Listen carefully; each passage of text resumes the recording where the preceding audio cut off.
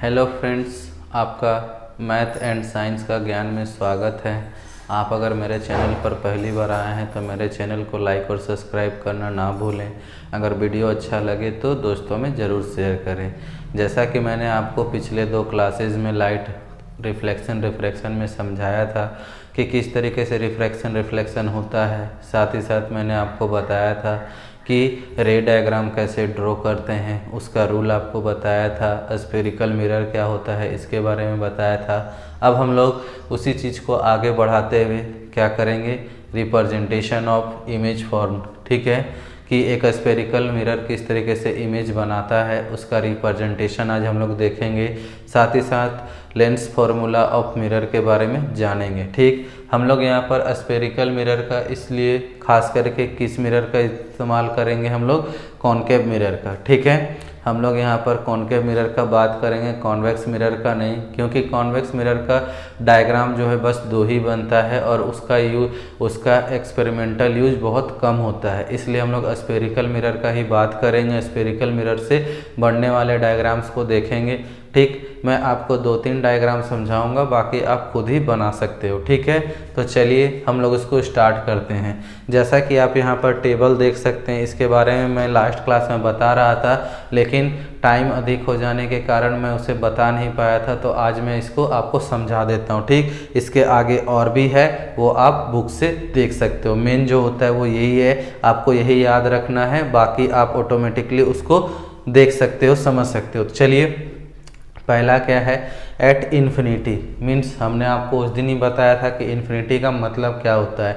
जैसे हमारा लेंस छोटा होता है तो अगर उसके लिए 3-4 मीटर 5 मीटर का जो डिस्टेंस होता है वो इन्फिनिटी कंसीडर किया जाता है। मीन्स जैसे जैसे हम लोग लेंस का साइज बड़ा करते जाएंगे, हमारा जो इन्फिनिटी का रेंज है वो बढ़ता जाएगा। जैसे कि एक छोटा सा आई लेंस जो हमारा होता है, चश्मे का ग्लास का जो लेंस होता है, उसके लिए इन्फिनिटी मतलब अगर हम आपसे जितना दूर पर इंटरेक्ट कर रहे हैं वो इन्फिनिटी ही होगा। ठीक है, अगर हम लोग उसी चीज़ को हेवी जैसे मतलब माइक्रोस्कोप जो होता है, हम लोग जो टेलीस्कोप जो होता है बहुत दूर तक हम लोग देखते हैं, उसके लिए इन्फिनिटी फिर बहुत दूर होगा। क्यों? क्योंकि हम लोग उससे आसमान के पार देख सकते हैं प्लैनेट्स को। तो इन्फिनिटी का मतलब आप समझ गए क्या है लेंस के अनुसार।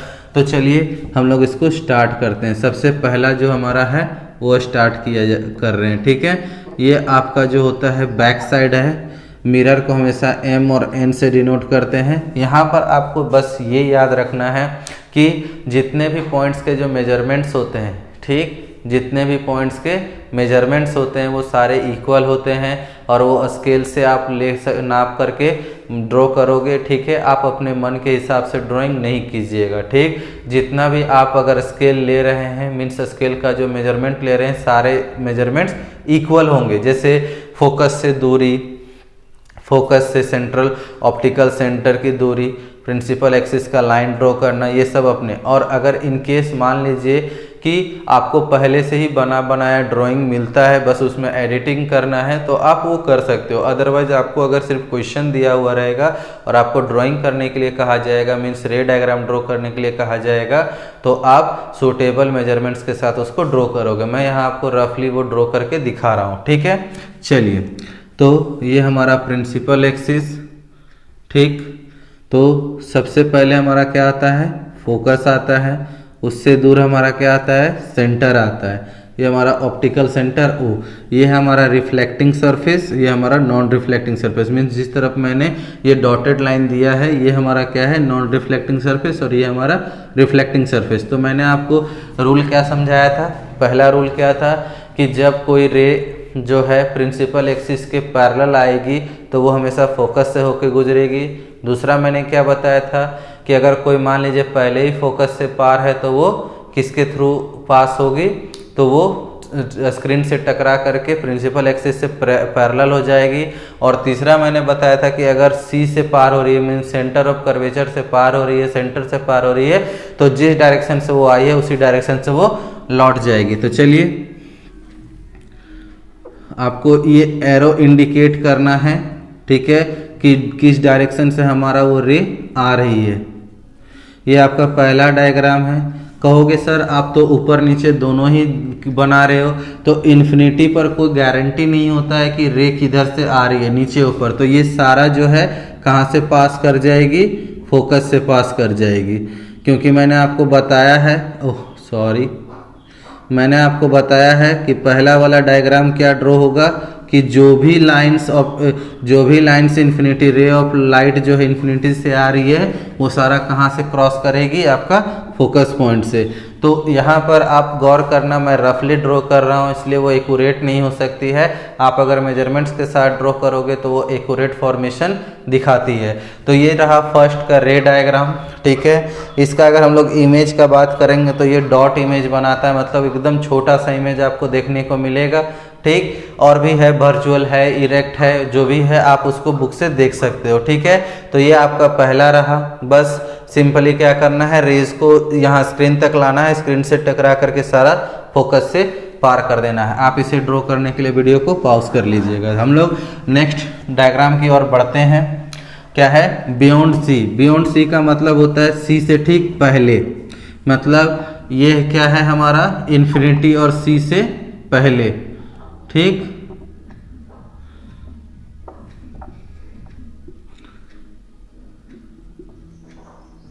मीन्स हमारा जो ये है वो कहाँ पर है, मान लीजिए हम लोग इमेज को इस तरीके से एक एरो लाइन से डिनोट करते हैं, तो ये हमारा क्या बनेगा, बिटवीन सी एंड एफ, मतलब कि ये जो है थोड़ा सा आप इसे और बड़ा कर सकते हैं, ठीक है।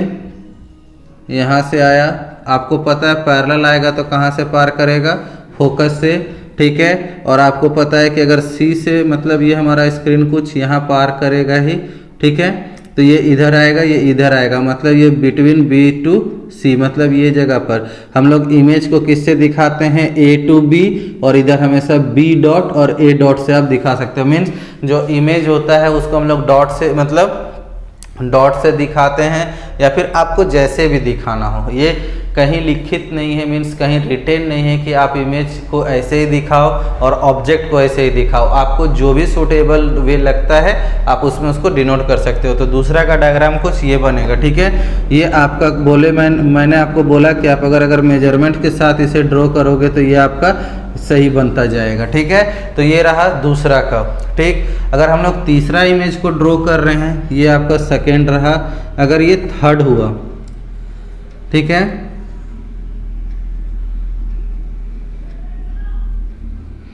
हमारा कहाँ है, F और C, ठीक है। क्या बोलता है कि अगर C पर रहा तो ये कहाँ बनेगा, C पर। तो पहला जो है वो ये हुआ, ठीक है। ये हमारा कहाँ कर जाएगा, F पर। ये आपको कैसे ये करना है, इसको फोकस से पार करना है और ये इधर ला करके क्रॉस कर देना है, ठीक है।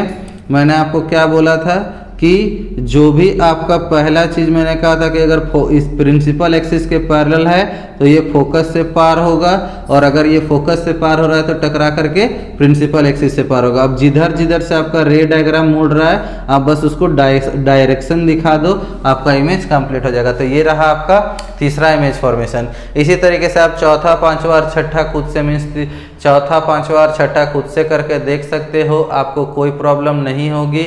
अब हम लोग इसके नेक्स्ट टॉपिक की ओर बढ़ते हैं, जो कि है हमारा image formation by convex mirror. ये आपका था image formation by concave mirror,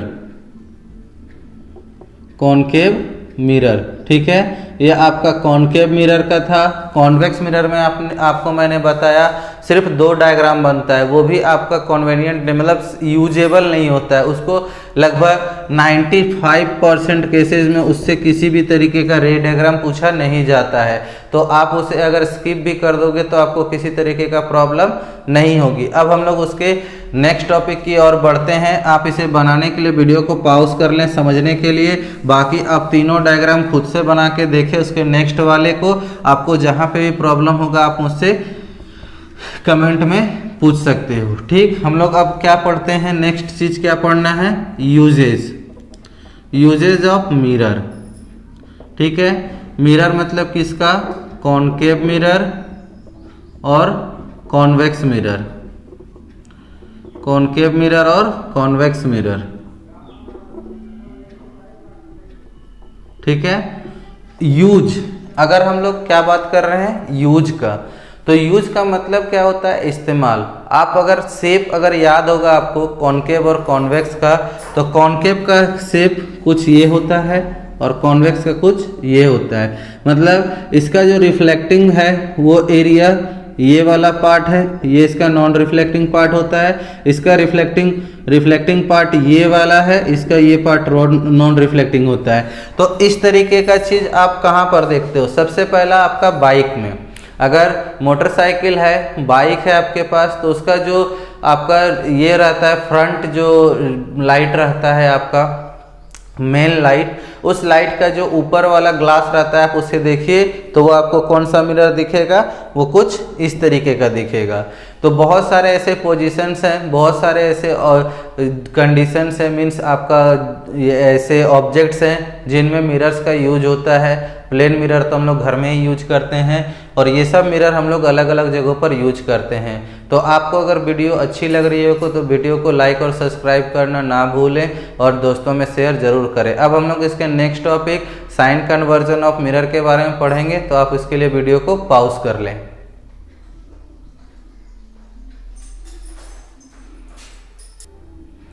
जैसा कि मैं आपको बता दूं, आज समय कुछ ज़्यादा हो रही है, इसके लिए मैं आपसे माफ़ी मांगता हूं, लेकिन मैं आपको मिरर फार्मूला से रिलेटेड फार्मूला जो होता है मैग्नीफिकेशन, इसके बारे में नेक्स्ट क्लास में बताऊंगा। तो आज के लिए धन्यवाद। आपको अगर वीडियो अच्छा लगा हो तो लाइक और शेयर ना करना भूलें।